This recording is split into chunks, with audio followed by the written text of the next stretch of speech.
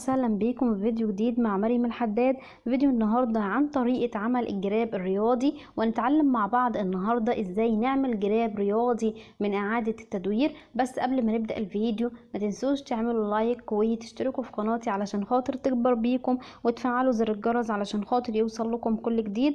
ويلا بينا نبدأ الفيديو. بس قبل ما نعرف الطريقة مع بعض ونعرف ازاي الجراب الرياضي بيتعمل من اعادة التدوير، انا حابة ان انتوا تشاركوني وتعرفوا ازاي جات لي الفكرة او منين جات لي الفكرة اصلا. فالحقيقة ان كل الحكاية ان انا زوجي ولله الحمد هو شخص رياضي جدا جدا، فكان روتينه اليومي بتاع كل يوم ان هو بعد صلاة الفجر بيخرج يمارس هوايته الرياضية، وكان هوايته الرياضية هي الجري. فطبعا زي ما انتوا عارفين ان الجري دوت محتاج لجراب رياضي علشان يتحط فيه الموبايل او يتحط فيه كمان معاه الفلوس، بحيث ان الواحد لما بيندمج في الرياضة الحاجات ديت ما تقعش منه لان هي مهمة جدا.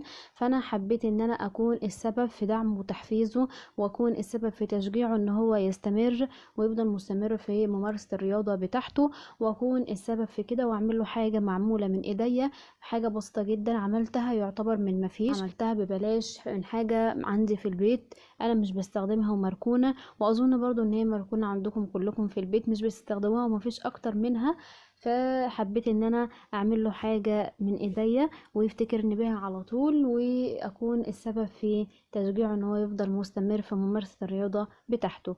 وفي نفس الوقت برضو حبيت ان انا اوفر عليه واوفر لبيتي، وما خلوش ان هو ينزل يشتري الجراب دوت من مكان رياضي او مول رياضي. لا، انا حبيت ان انا اعمله بنفسي واكون السبب في النجاح اللي هو يوصل له. الفكرة جات لي من هنا، فحبيت ان انا اشارككم فكرتي ازاي جت، وبتمنى ان كلكم تطبقوا الفكرة ديت وتعملوها لنفسكم حتى، او تعملوها لازواجكم او لبناتكم لولادكم وتفيدوهم. ومن حاجة بسيطة من يعتبر من مفيش عملنا حاجة مفيدة سهلة الاستخدام وسهلة جدا ومفيدة، وبتشجعنا ان احنا نعمل حاجة تفيدنا كل يوم بمنتهى السهولة، ويعتبر ببلاش مش هتكلفنا اي حاجة. وحتى لو مش موجودة عندك في البيت وانت اشتريتيها، انت تشتري التلاتة منها ب10 جنيه، فطبعا هتعملها برضو باقل التكاليف. فالفكرة جات لي من هنا، وحبيت ان انا اشارككم فكرتي وان انتوا تطبقوها ونكون سبب في نفع بعض. ويلا بينا نعرف الطريقة ونعرف مع بعض ازاي عملت الجراب الرياضي من اعادة التدوير. خليكم معايا.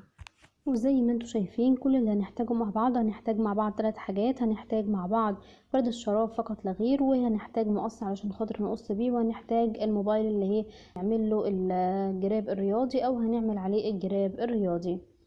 ويلا بينا نشوف هنعمل ايه مع بعض.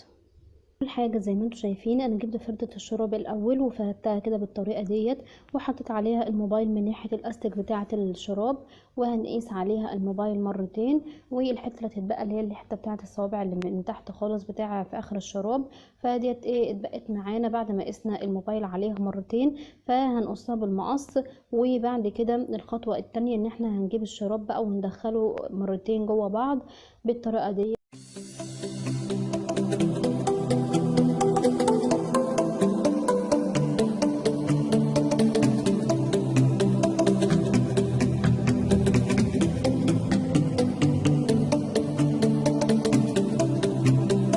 وده الشكل النهائي للجراب الرياضي معانا، ودي كانت الطريقه الاولى لعمل الجراب الرياضي من اعاده التدوير. وطبعا في طريقه تانية برضو، لو انت عندك مكنه خياطه تقدر ان انت تخيطي الجراب او الشراب ذات نفسه من فوق كده، من الحرف من فوق داير ما يدور، وبعد ما تدخليه برضو بنفس الطريقه جوه بعض مرتين، تقوم خيطاه من الجوانب بحيث لما تحط فيه الموبايل او اي حاجه معاه يكون متين اكتر من المره الاولانيه.